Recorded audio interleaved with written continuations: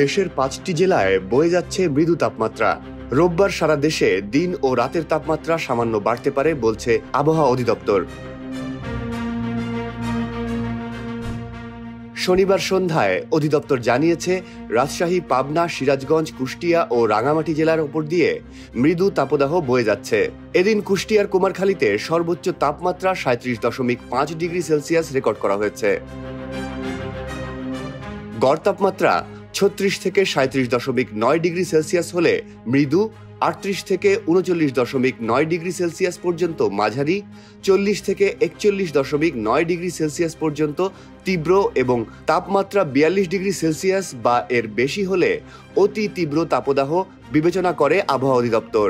পূর্বাভাস অনুসারে তাপদাহ আরও কয়েকদিন অব্যাহত থাকতে পারে। অধিদপ্তর আরও বলছে, শনিবার সন্ধ্যায় ঢাকায় বাতাসের আপেক্ষিক আর্দ্রতা ছিল ৫৫%। রোববার আবহাওয়া প্রধানত শুষ্ক থাকতে পারে, আকাশ থাকবে অস্থায়ীভাবে আংশিক মেঘলা।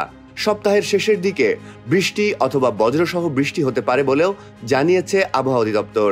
এই ঈদে জামা জুতো অ্যাক্সেসরিজের ডিসকাউন্ট।